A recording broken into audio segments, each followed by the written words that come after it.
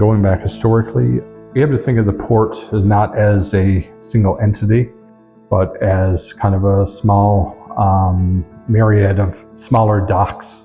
For instance, there were docks in Humbermouth, there were docks in Curling, and some were, like, for instance, government wharfs for the government at the time, and others were basically private owned.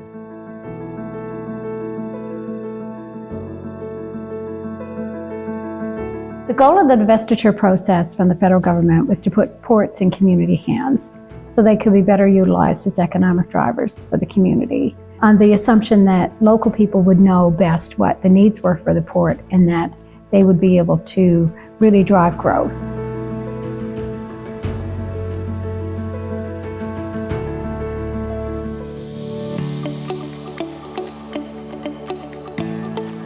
Since divestiture, the corporation has been focused on creating economic activity through the port and being able to meet transportation needs.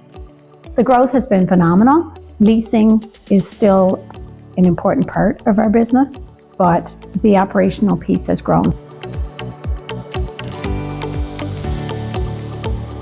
The cruise piece, 38 ships this year on the books if season goes as expected. 10 years ago, I never would have said we would see 30 ships. The growth of it has been incredible.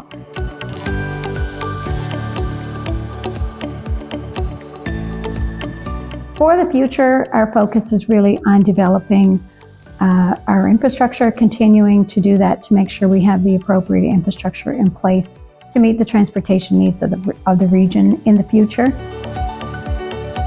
We're also focused on growing the container service.